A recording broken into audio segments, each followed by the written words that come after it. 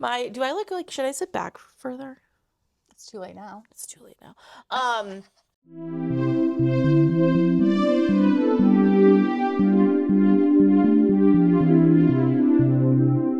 Welcome to Hotcakes. Welcome to Hotcakes, the craft podcast. The podcast about craft opinions you don't. Nobody asks for, but everybody needs. Yes.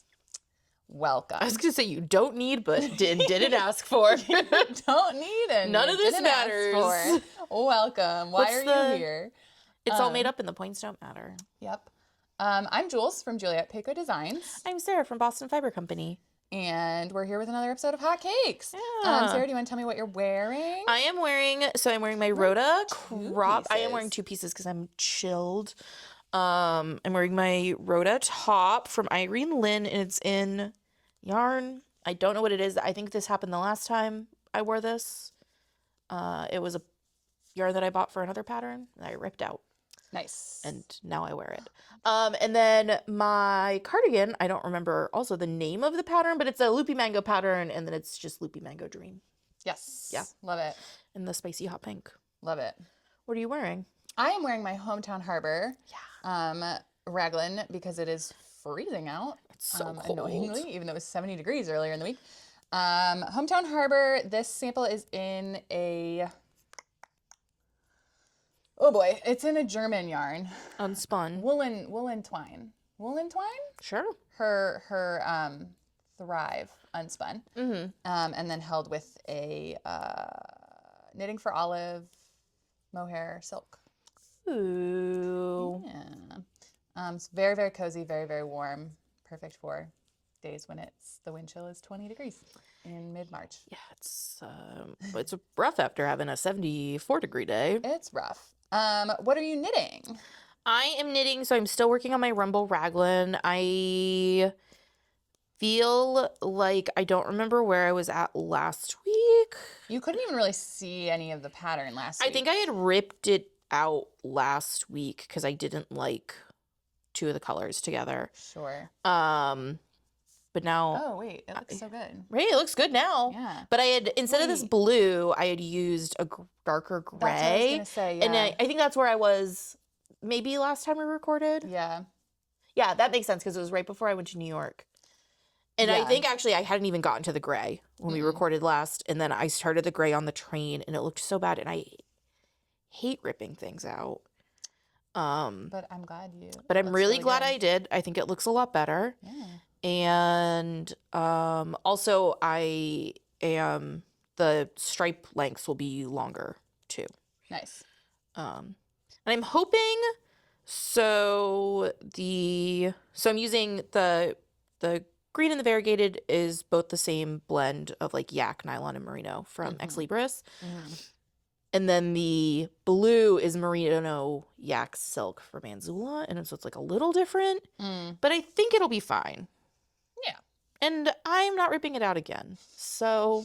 No, it looks good. It'll be fine. I think it looks good. Yeah. What are you working on? I'm working on the same thing I was working on last time. I'm working on my Florafetti slip over. It's very boring right now. This is the back.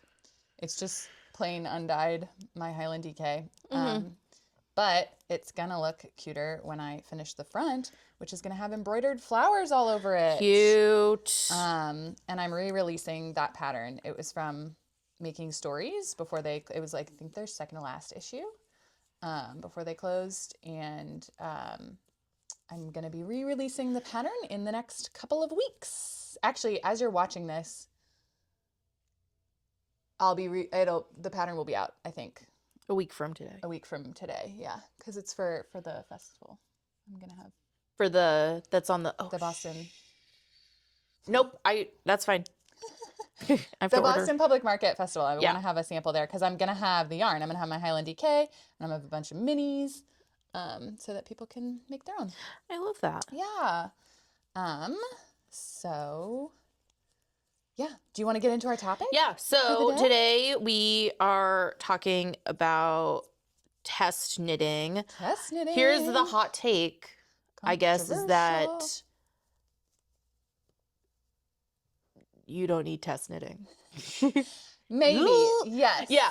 I would say we need to be spicier about our hot takes. The hot take is that you don't need test knitters. Test knitters shouldn't be testing your pattern. My other hot take is that most designers are running test knits wrong. Maybe not most. Yeah. But a lot of designers are running test knits wrong. Yeah. But so, yeah. And so I think my hot take is you should either run your test knit right, like really right, and I'll tell you what that means, or not at all. Yeah. Like you should not run bad tests. You should only run good tests, or just don't run tests. Yeah. So let's talk about what that means. Yeah. Yeah. Do you want to talk about it? Because I was going to say, like, my real only opinion is you're the only person I do test knits for. I don't do them often because I don't like pressure. I don't like a deadline. Yeah. I also am a fat guy. And so it takes a lot longer and it's a big commitment for something I don't know if I'm going to like. Right. Yeah.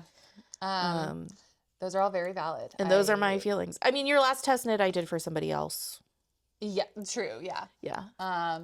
Yes, I do appreciate that you test knit for me because you're a good tester. But thanks. But I'm also not I don't give you feedback. Okay, so but let's get into it. Okay. I think the things I'm seeing a lot of online right now that to me indicate a bad test knit. Yeah. Are the obvious one is a really short deadline. Mm-hmm. You can't expect your testers to knit as much, especially if you're like a full-time designer. Your test knitters are not full-time knitting, so like they're not going to knit as fast as you. They don't have as much time in their day. Well, they just might not be as fast because they don't do it as much. They might not do it as much. They might not, even if they're a physically fast like actual knitter, they might only have like a couple hours a week that they can knit. So if you want them to knit a whole sweater in 4 weeks, you should rethink your life and design style. Yeah. So that's one thing, is really short deadlines. Another one is having like way too many requirements for testers. Mm-hmm. Saying like, okay, you have to post on social media, you have to make a Ravelry project, you have to have, 3 high quality photos, you have to like have photos styling it on like a human body, not on a mannequin, not on a hanger, whatever. Like all these requirements, which those are all great things to require from somebody you're actually paying to do a job. Yeah. If you were hiring a contractor or if you had an employee and you required them to do those things, that's fine. Test knitters are volunteers. Yeah. They are doing you a service as a designer. They are doing you a service of testing your pattern. You are giving them a free pattern, which is like $8, $10, even $12 is still like they're getting, and maybe you're also giving them an additional free pattern afterwards if they meet all the requirements. Which is what you do, right? Well, we'll get to that. Oh, okay. Never mind. So again, like you're giving them like basically $20 of free product, and it's a digital product. So it doesn't actually take you any money to produce additional copies of it.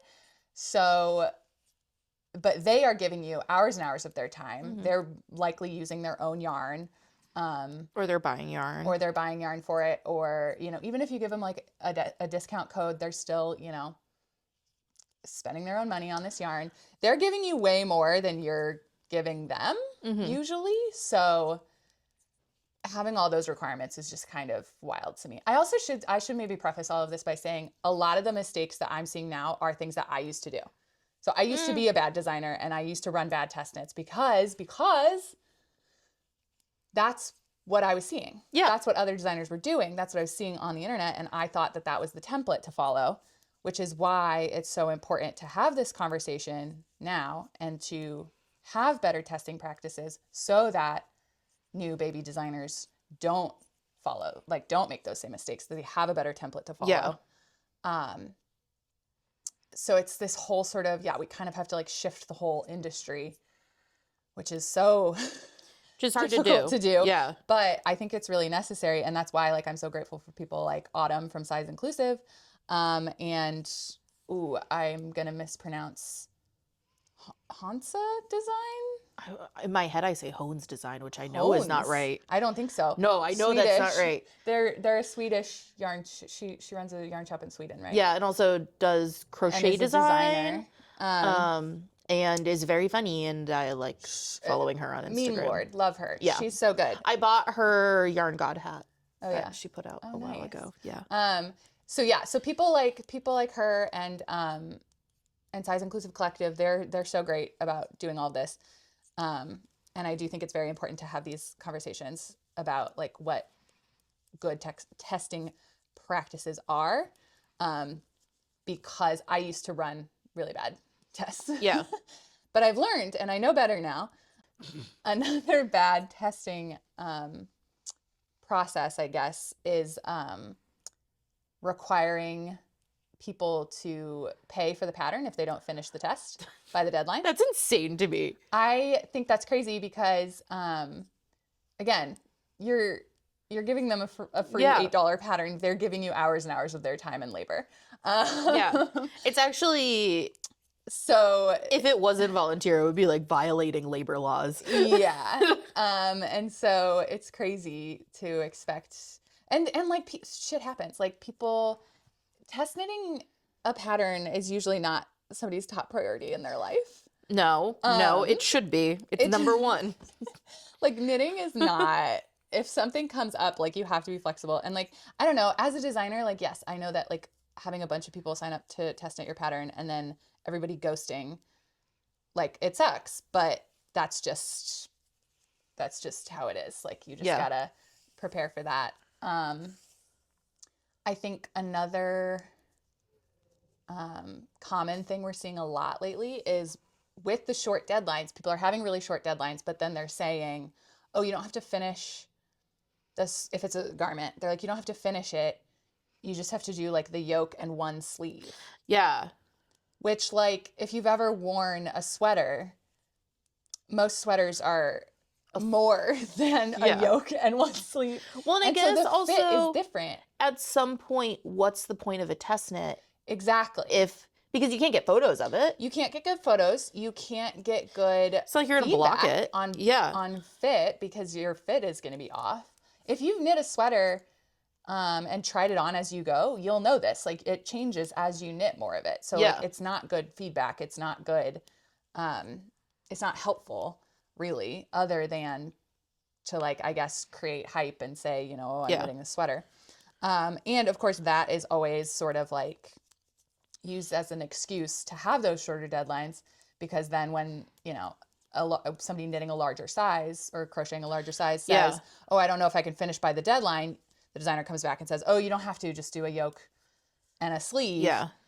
And so it's only, you know, whereas all the small designers, all the small testers can finish their whole project within the deadline.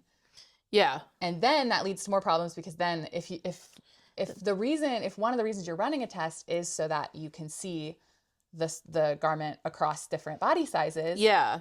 You're not getting that, because nobody's going to look at a yoke and a sleeve and be like, I want to knit that. Like that's not helpful. So there's a lot of bad testing practices out there right now.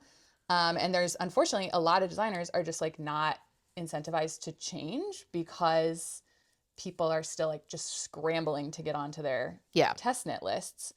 Like, you know, the super popular trendy designers, and they don't need to extend their deadlines because they're getting enough testers with their tiny little and if they don't care about size, right, a lot of those designers not running good tests are not size inclusive. They go hand in hand. So my other thought about test knitting is, when you like go back, but like, why do you test knit? Why do you have test knits? Okay, so this is a really important thing. You have to be, as a designer, you have to be really clear about like, what is your goal with running a test knit? Mm-hmm. And so I think when I first started, again, it was because everybody else was doing it. And that was the template. And I was just like, I want to be a designer. I will follow the designer template. Yeah.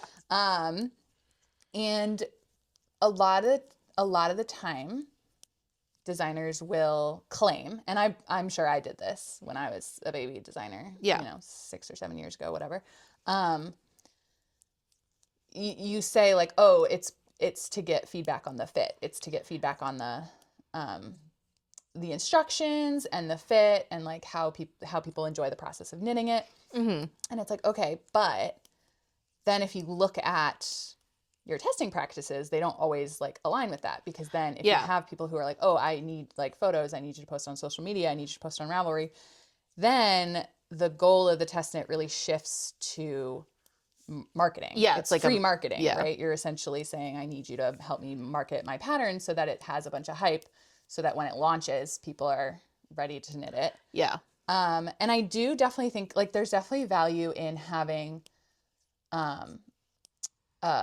like samples of the garment across different sizes on different body types. Like that is very valuable to customers who are going to be buying your pattern and want to make sure that it like will look good and it will fit as claimed on a body that is a similar size or shape to theirs.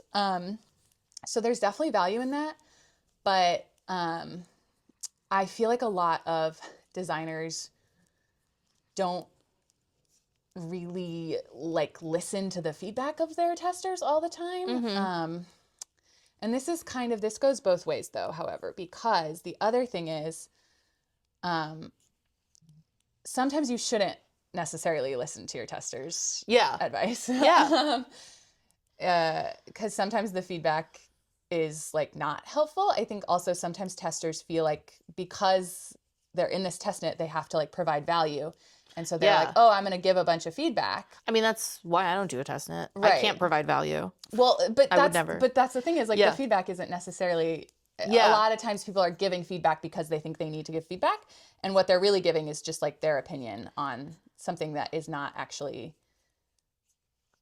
like I was actually hearing from my own tech editor who had, one of her other clients had a tester who like kept giving the same feedback, and the designer was so confused by it that she actually went to our tech editor and was like, what is this right? Like, should I do this? Should I change this? Yeah. And our tech editor had to be like, oh no, that's like not industry standard at all. Like that's, you should not do that. That's actually like frowned upon. So that's the thing is like sometimes testers are like, well, I prefer patterns that are written like this. And it's like, okay, but that's not how patterns are usually written. And so if you do it, if you change it that way, then you have to like change your like abbreviations list or change your like then like, everything kind of changes. And then it all kind of falls apart, and then it's harder actually to like figure stuff out. I don't know, but so that's one thing. So like you have to decide like, do I actually want feedback on the pattern? Do I actually want just a bunch of photos of people of different sizes? Do I want examples of it in different yarns? So yeah, you have to decide like what you want most out of your tests. Like, do you actually want feedback on the fit? Do you want feedback on the way the instructions are written, like the clarity of that? Do you just want marketing? Like, do you just want people to be posting about it? Because that's going to affect how you run the test. And I also think designers also need to understand that test knitters are not tech editors and they're not copy editors. Yeah. So you should not be expecting your testers to proofread your pattern. You should not be expecting them to like check the math. Obviously, if like they come across a typo that your editor missed, like that's fine. Like you can change. Obviously, that's good feedback to have. But it's you not can like change that. But it's don't like give testers like a really rough draft and expect them to like clean it all up and find all the mistakes and edit it for you essentially. I really don't like giving testers an unedited pattern. So I will always tech edit my pattern first. And my tech editor also usually does like copy editing as well. Like she'll catch any like grammatical errors and stuff. So yeah, I always make sure the pattern is like as correct as it can be before I send it to test knitters. But I also, yes. And some people will say like the tech editing is the more important part and you don't actually need testers. Yeah. Which I do sometimes tend to agree with. I think I agree too. I think I mostly agree with that. Yeah. I do see the value in test knitting. But I think you started calling it like preview knitting. So I've pivoted, yes. And that makes more sense to me. Yeah. As a consumer, which like designers work really hard. Yeah. But I guess if I'm back to like your test knitters aren't your tech editors or copy editors, like I would expect a designer to be putting in all the work. Yes. Yeah. I don't know if it's like I feel like also like these designers with short deadlines, like you should have planned better. Yes. Like, yeah. And I'm guilty of that too. I've been like, I've had patterns that I'm like, oh, I really wanted to get this out for like, you know, springtime or whatever, or for Rhinebeck or whatever, but it just didn't happen. And this is a journey that I've been on. I'm getting much better at just being like, I'll release it next time. Yeah. Like next time around, or like I'll release it in a month. Like it doesn't matter. It's okay if it's a little bit late. Yeah. But like knowing that if you can only give your test knitters 4 weeks to get something done, to get it out, like why? Either that or just be like, it's 4 weeks until this comes out and we're preview knitting. So like, whatever. So that's kind of what I've started to pivot to. So I've pivoted to calling it preview knitting. And instead of running a formal test, I will just give out the pattern, the completed tech edited pattern to a few folks in advance of the pattern. And I just say, this is when the pattern is coming out. Feel free to start knitting it if you like. No pressure. If you can, great. Yeah. If you want to post about it on social media, great. That's very appreciated. If you want to make a Ravelry project, great. That's very appreciated. But there's no requirements. There's no deadline. Mm-hmm. There's no check-ins. There's nothing. Yeah. Which for me is a lot easier because I was really struggling with finding testers in all sizes, finding enough testers in all sizes, and also running the actual test groups was hard. I had a separate Slack group for every test. I had the TestKnit application Google form that I had to go through all of that, and then I had the test feedback form that I had to go through all the data for that. And it just like it was very overwhelming, and it wasn't serving its purpose. Like it wasn't helping me, like I wasn't getting useful feedback. Yeah. It just was kind of like, why am I putting in all this work? And so pivoting to preview knitting it's both easier for me, and I also feel like I'm not exploiting people for their labor. Yeah. Like there's way less pressure on testers. Yeah. It's just sort of like here's a free pattern. If you want to do it, great. I mean, it's really hard I've only done like, other than a test knit or preview knit for you. Yeah. I've only done one other one, but it's like hard to like keep up with the Slack group. Yeah. Like also as a tester, like it's like work to keep up with a Slack group. Yeah. And it's like, this is also because I don't like making friends online. It is not a thing for me. Yeah. I don't need it. Yeah. And in person. I'm an in-person person. I am not good. I'm a lurker online. I kind of am too. Yeah. Like we did a Finish It February knit along, which was really fun. But I was like, I just went through the group and I just like everything. And I look at everybody's pictures because that's fun, but I don't really read anything. And like, I don't respond. Yeah. But also that is like a group separate from me. And so like, I think they made it what they wanted it to be. But it's so hard. It's so much work. It's like extra work to do. Yeah. And you don't necessarily make more money because you've curated a tester group. So that's my thing is I wasn't seeing really an increase in sales. So my garment patterns don't do as well as my accessory patterns. Yeah. And maybe that's because I couldn't get enough testers or like whatever. I don't know. But and since I switched to preview knitting, it like hasn't affected my sales. Yeah, it doesn't change. So yeah, it doesn't, it didn't feel worth it to me.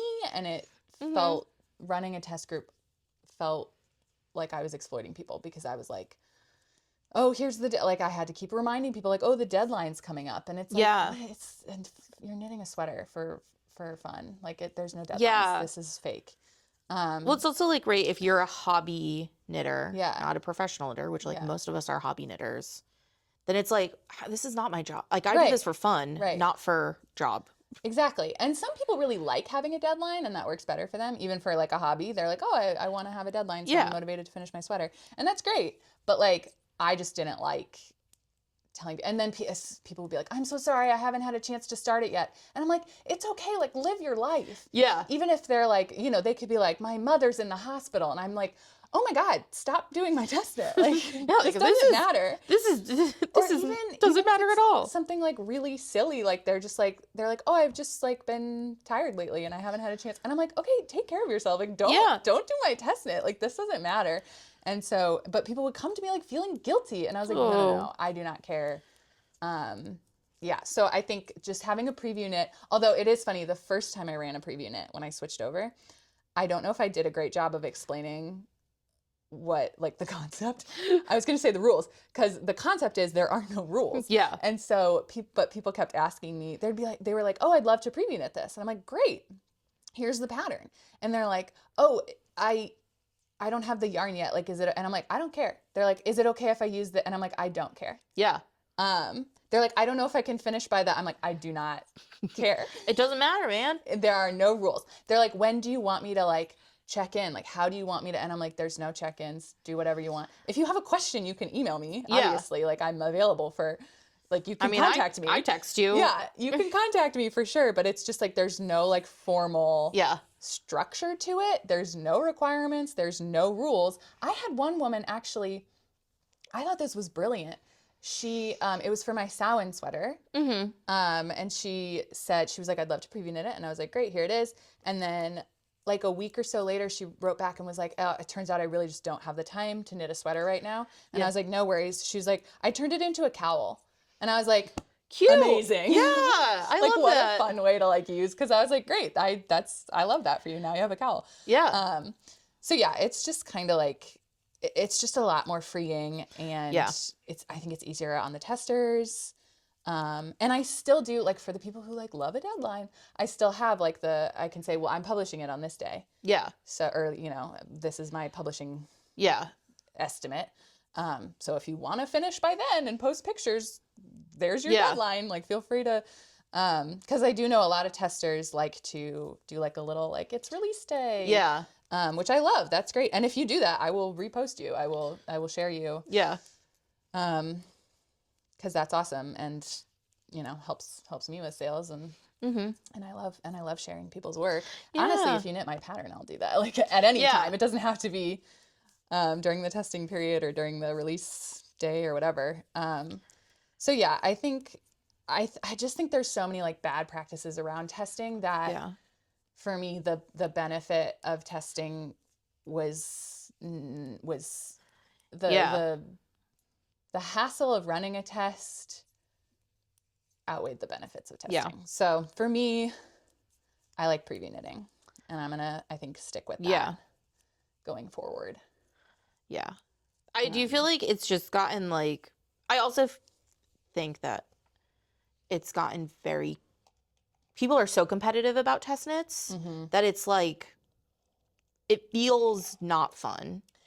Yeah. And it's like every week there's like an uproar, and then like it goes away, and then it comes back, and everybody's mad, and then it goes away, and then it comes back. And it's just like, it just needs to be a change, I think, in test knitting. There's just a weird culture about like being a test knitter for a certain designer. Yes. I think, and like as a designer, I love it when I've had people who've like test knit every single one of my patterns. Yeah. And I'm like, I love that. I love you. This is great. Yeah. But I think also a lot of those people are just like my friends in real life. Yeah. So that's different. But I think there's like this weird, almost for the really big designers, I think there's this weird sort of parasocial thing going. Yes. Where they're like obsessed with this designer who's like kind of a celebrity in the like a niche world. Celebrity. Yeah. And if you get chosen, then you're in the chosen group. Yeah. And then you get to be in the Slack group or the Discord or whatever. Yeah. And it feels, or even if there's no like testing group, even if you just like get to be like part of this club that doesn't actually exist. Yes. It's just this weird sort of parasocial thing. It's a weird feeling. And like, as a designer, like I love all my testers. I appreciate all their work. But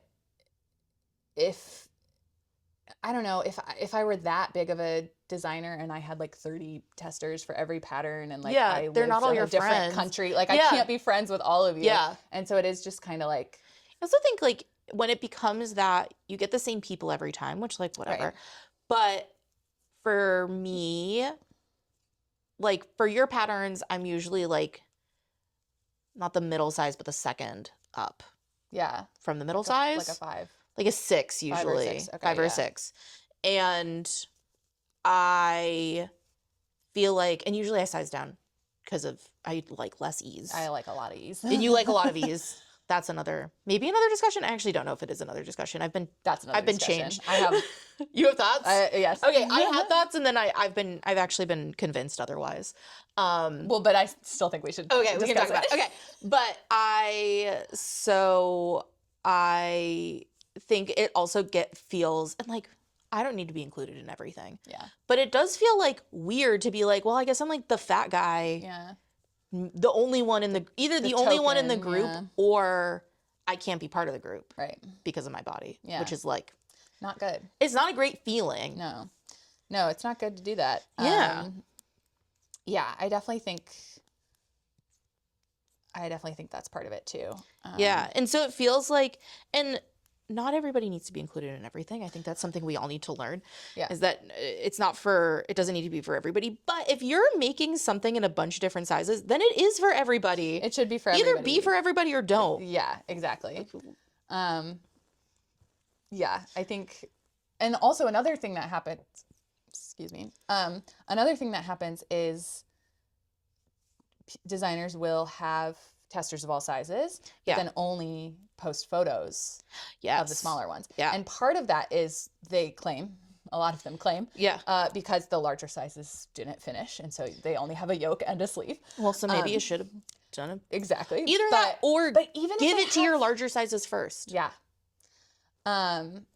Or just extend the deadline. Or just be like, I just hate fat people and don't want to make clothes for them. Stop pretending. Yeah. Yeah, just like just whatever. Give us a break. Because even people who have finished, like the larger sizes have finished their whole sample and have photos wearing it, they're still not going to be, or they'll be at the back of the carousel. Yeah. You know? And like the photos have to be aesthetic. So you also have to be like good at taking photos, which like most of us aren't. Right. We think we are, but we're not. No. And I'm actually still not good at it. I feel like you're pretty good at it. Getting better. But, but it's really hard. It's like another skill. It's another skill you have to learn. So then also you're expecting your testers to have this like photography skill. Right. That like. Which is not fair. Yeah. Some of us didn't put a case on our phone, so our camera is permanently blurry. Great. So, whatever. Some of us live that life. Now I have a case. Yeah, that's good. But the camera will be blurry until I get a new phone. Yeah. A couple years. I think there's just like a lot of expectations. Yeah. And let me check my notes. Yeah. Are we missing anything? Is there anything else you're thinking of? Oh, I did like, so I'm going to mispronounce her business again. Honse. Honse. Yeah. Design. Hones. She has been posting about test knitting recently. And she did a good like formula for how long. Yes. Sorry. So that's what I was going to say. Yeah. So she has a formula for how long a test should be. And I think it's really clever. It is, so you take, like if I were doing this as a designer, I would take the time that it takes me as a designer to knit the sample. So let's say I'm knitting an accessory and it takes me 10 hours. You would then double that because I'm a professional knitter. It's my job. I'm going to assume that a hobby knitter maybe doesn't knit as fast as I do. So I'm going to double that time. Then for me, a 10-hour project, I could do that in a couple of days because that's what you do. My job. Yeah. So I'm knitting a lot of the day. Yeah. A lot of hours in the day. Most days. I try to, of course, running a business has a bunch of other stuff going on, but So you take that 20, so now we're at 20 hours because it took me 10 hours. It's going to take a hobby knitter 20 hours. You then divide that by like a reasonable number of knitting hours in a week. So if you're a hobby knitter, you maybe only have like 5 hours a week to knit. You know, you come home from work, you do an hour of knitting, and then you got to make dinner and do the rest of your life. So now something that took me like 4 or 5 days is going to take a hobby knitter 4 weeks. Yeah. Because they only have 5 hours of knitting and they have to do 20 hours of knitting. So that's 4 weeks. Yeah. So, and then you add 2. That's the formula. Add 2 weeks. So now it's 6 weeks. So the little accessory that took me 10 hours to make, that's a 6-week test knit. Yeah. And then also they said on the next slide, and then add more. Yeah. Just add more. And that is for something that is one size. Yeah. Because the other thing is when I'm designing, I knit samples for myself. And on my size chart, I'm a size 3 and I go up to a size 10. And so, you know, you can calculate, you know, the number of stitches and like then extrapolate like the number of hours it's going to take and all that.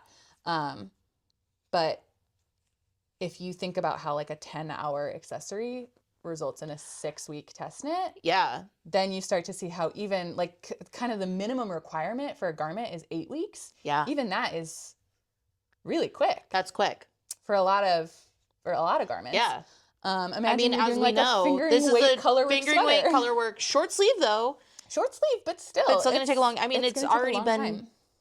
3 weeks. Yeah. And I am not done with the yoke. So I would fail that test knit. It really shows you, but it really shows you like how insane these timelines are.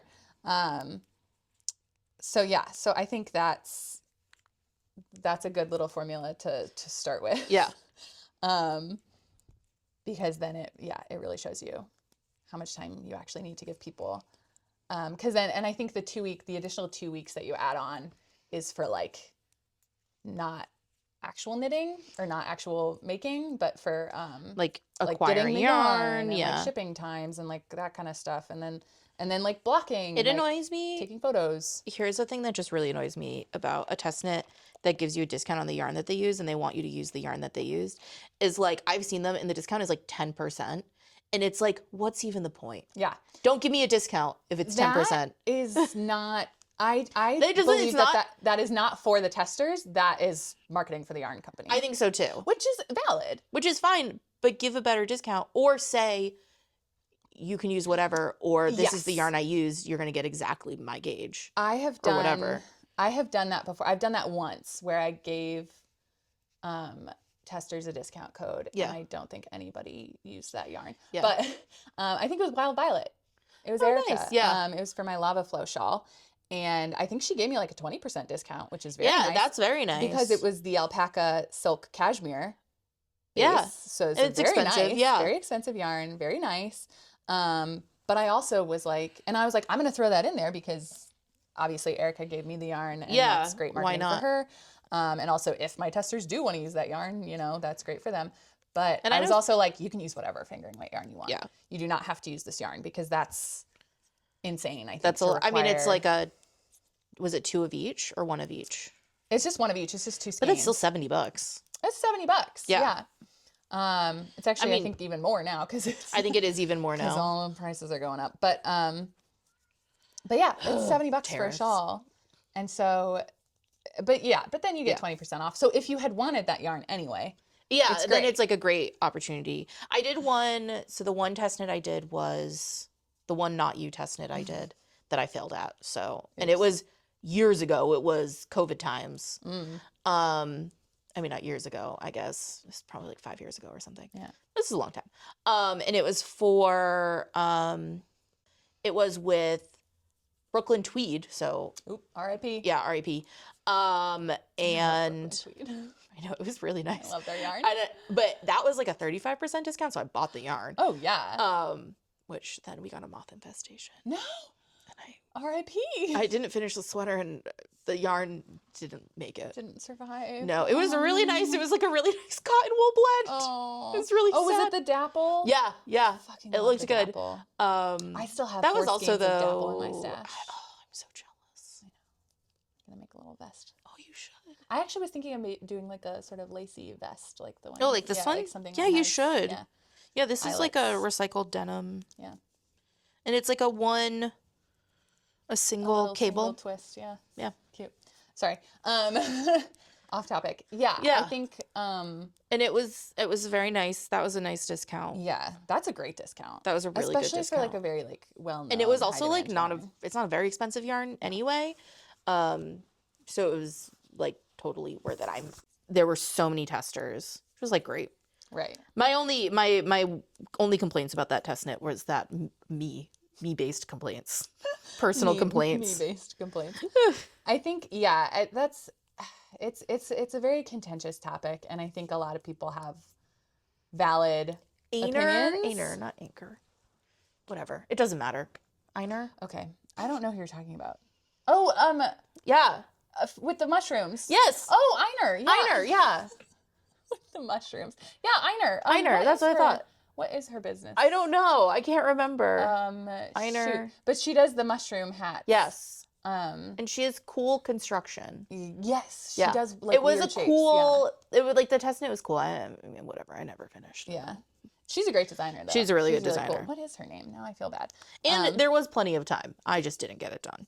That one I want to say there was like at least. I was maybe like 12 weeks. Yeah. Toku Tiku. That's it. Yeah. Yeah. Yeah, she's really cool. Yeah. I think, yes. I think there's a lot of valid ways to run a test. I think there's also a lot of valid ways to choose to not run a test and just release patterns without testing. I think especially a lot of times too with like little accessory patterns, I won't always test them. Yeah. Like I put out a bandana pattern recently and like I had it tech edited and I'm like, it's a triangle. Like it's like how much? It's kind of like you can make it whatever size you want because you start at the point and then just go out. And so I'm like, you can. Yeah, you just do whatever you want. Just do it. Is that the one you did? That's the Sweet Scallops bandana that I released last week. This is because I'm not on Instagram. Well, and I did it for my I'm a bad friend. I don't know that I posted it on Instagram. Well, then never mind. Maybe I should go post that on Instagram. You should. I did it for the New England Farm and Fiber Festival. Oh, nice. Yeah. Because it's a 50-gram skein of DK and a 20-gram skein of DK in a contrast color, and so I had 50-20 sets, and so I had the bandana. That's so smart. Pattern to be like buy the set and then buy the pattern.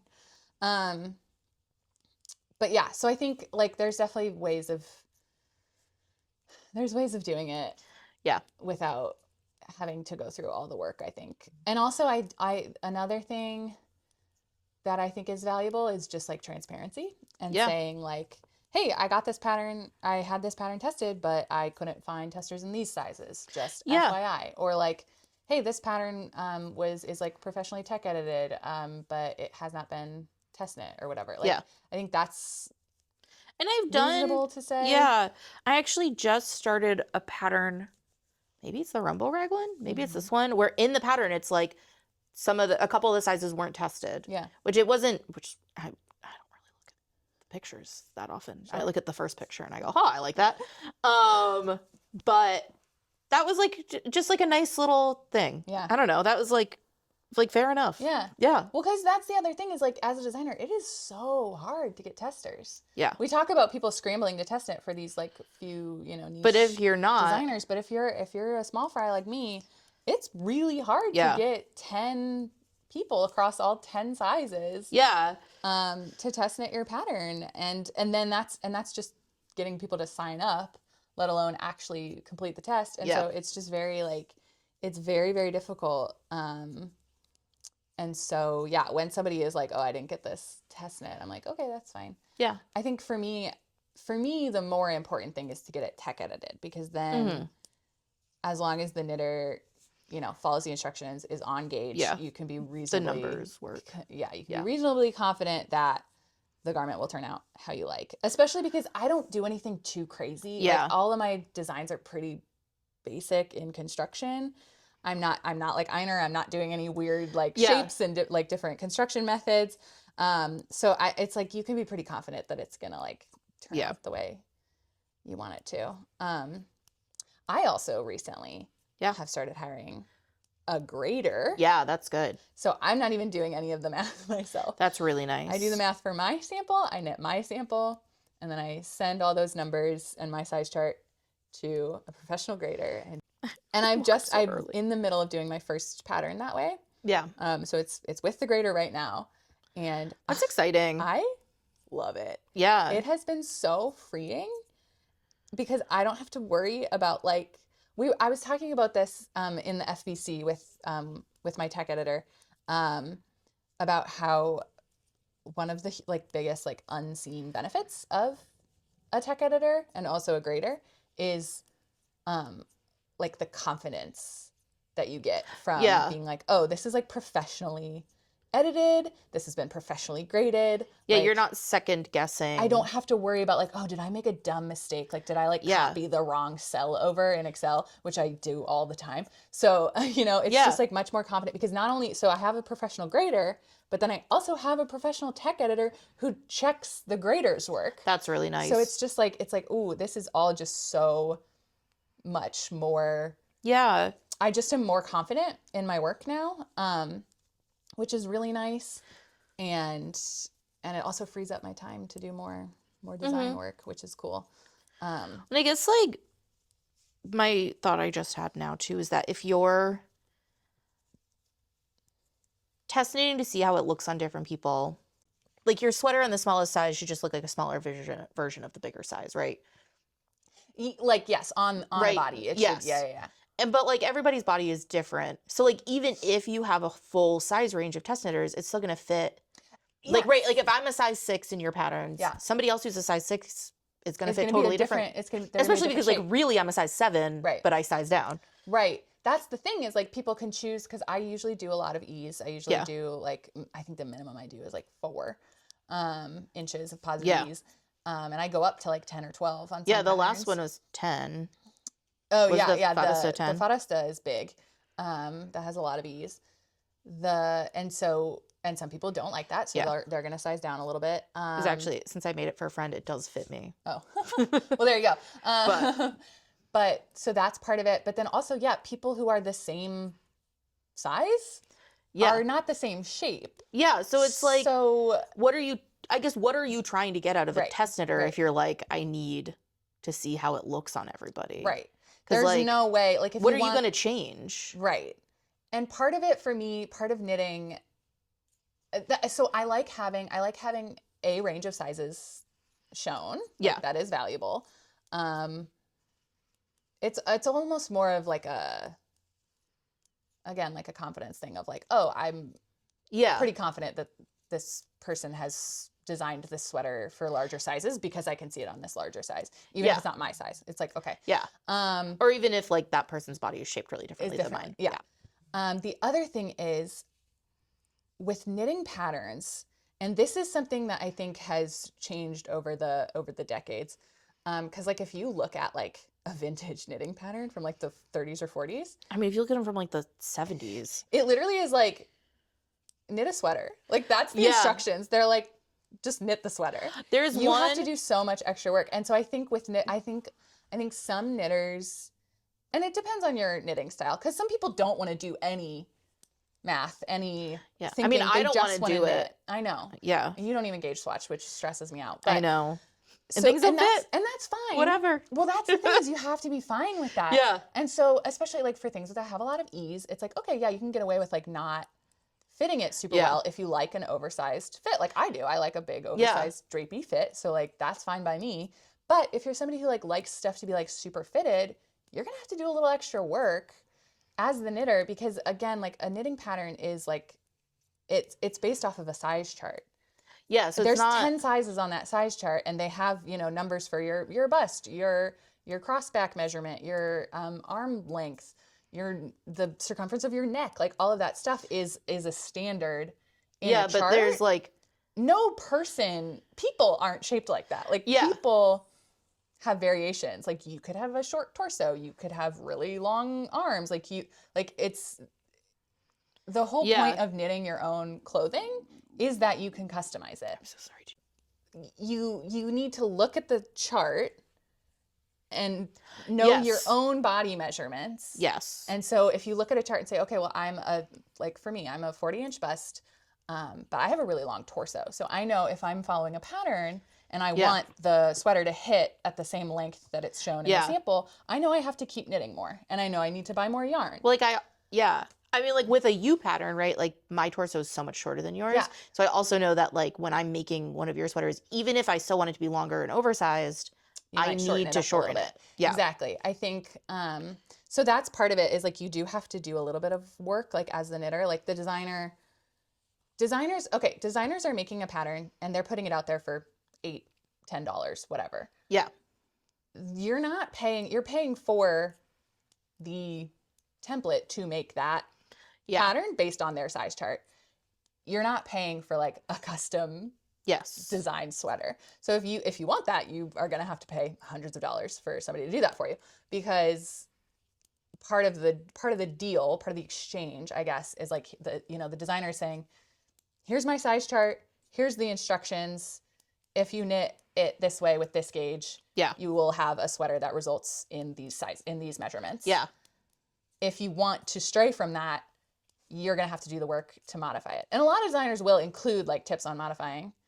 Yeah. My patterns are all pretty simple. So like really the only modifications I include are like, if you want it to be shorter or longer, keep knitting or stop knitting, like whatever. But this one, the Rumble Raglan has a lot of stuff, but it's supposed to be like really fitted. It's very fitted, right? Yeah. So it's like different. Right. Yeah, it's like, not like a lot of patterns will include like bust darts or like options for bust darts, stuff like that. And so I think, and obviously again, like I put my email in all my patterns. Like if you have any questions, you can always shoot me an email. And I'm happy to answer questions like to a degree. Yeah. But sometimes like questions will get to the point of just like, I'm like, oh, you want to knit like a totally different sweater. Yeah.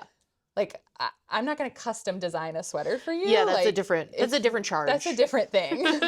Like I'll have people be like, oh, I love this like crew neck sweater, but like, could you tell me how to modify it into a V-neck?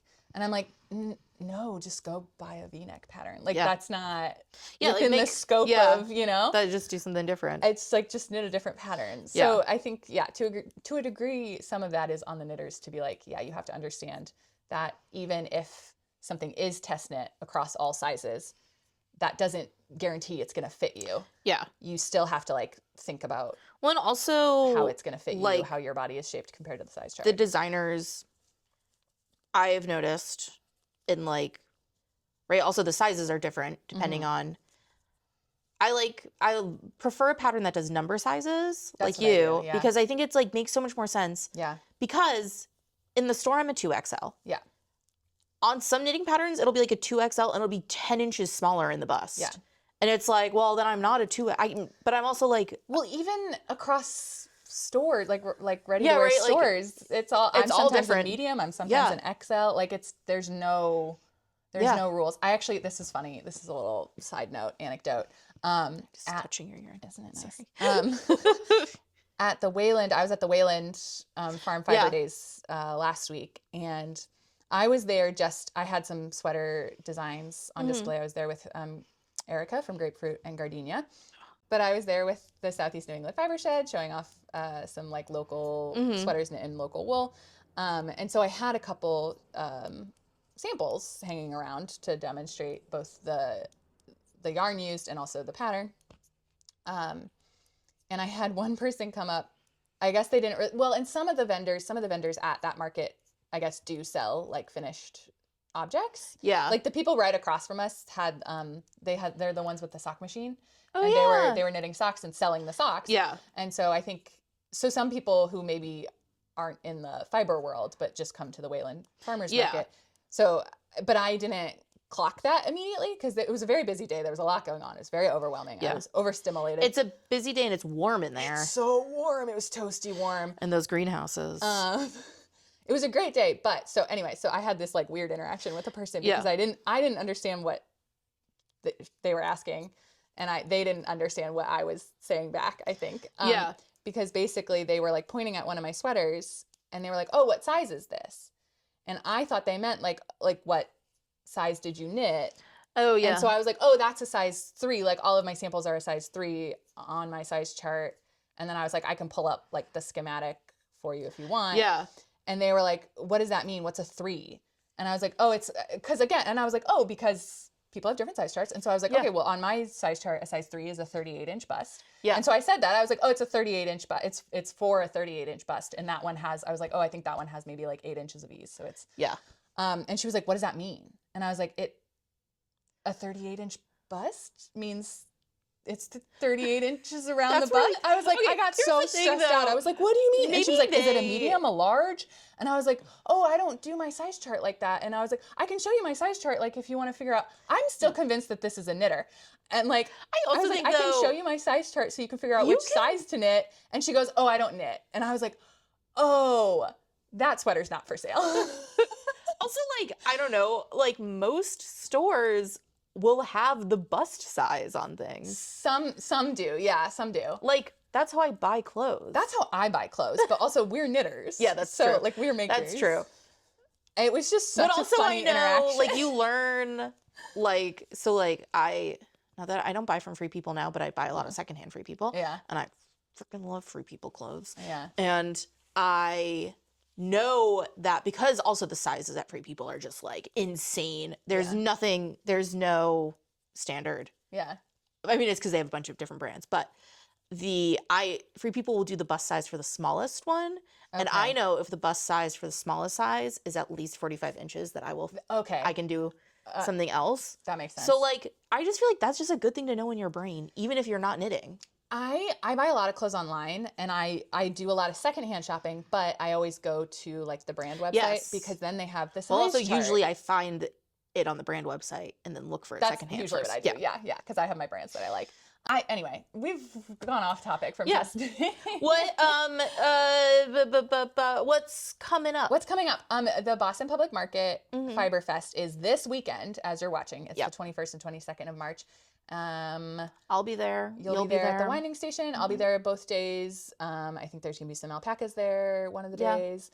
That'll be really fun. And then in April we have our sock knit along. Yes, so there'll be more info about that soon. It will also be a low-key Instagram-based knit along because that seems to be the best way to go, and you'll win like a little gift card or something if you participate. It'll be so fun.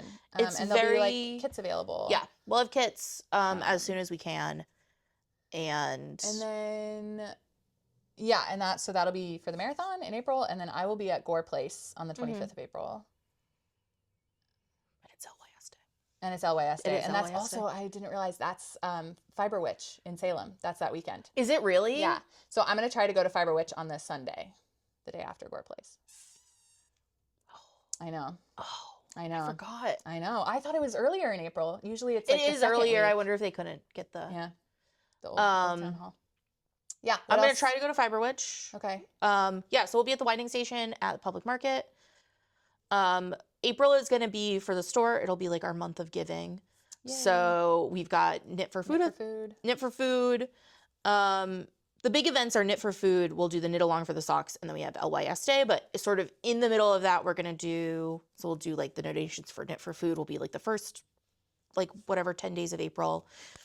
Then I think, and we're releasing a new collection with our new designer, our new dyer on LYS Day. Yay. There's so much going on that day. Another yarn store emailed me last night and was like, what do you usually do for LYS Day? And I was like, honestly, I think it's going to be kind of a wash this year.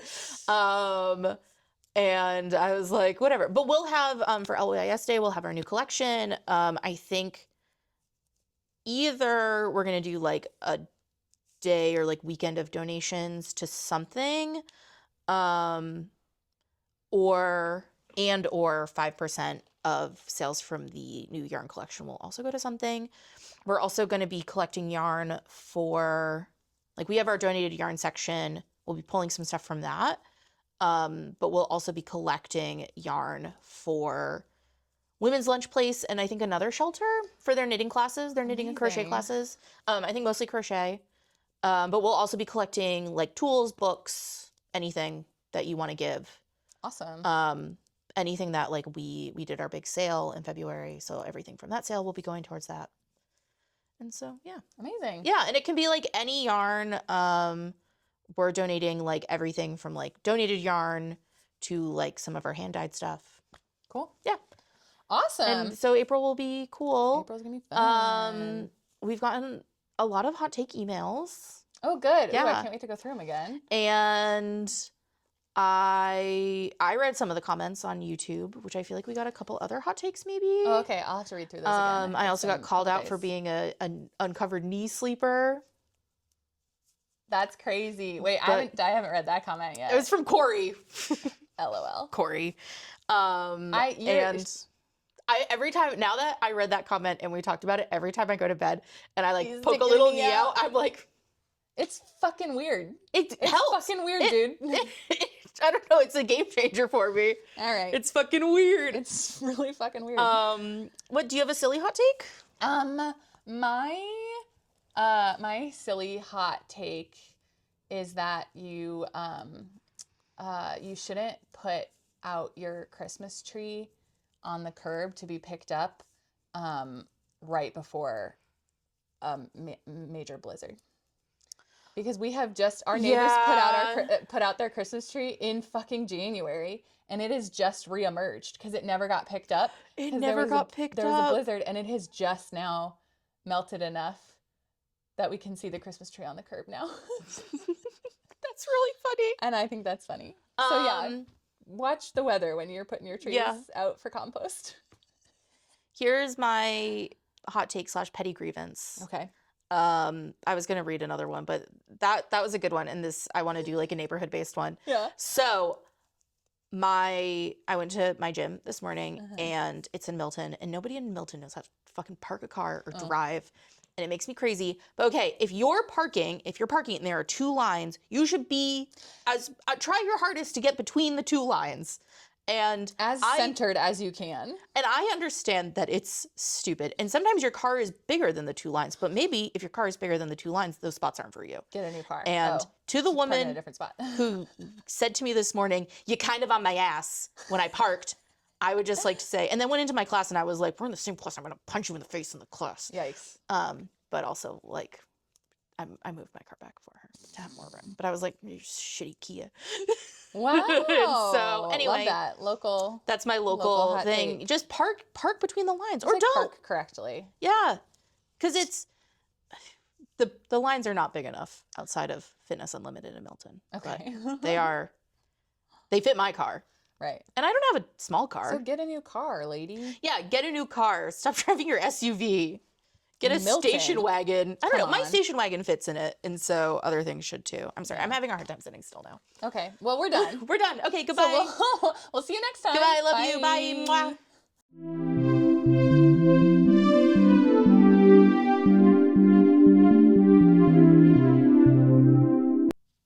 Great. Cute. Cute.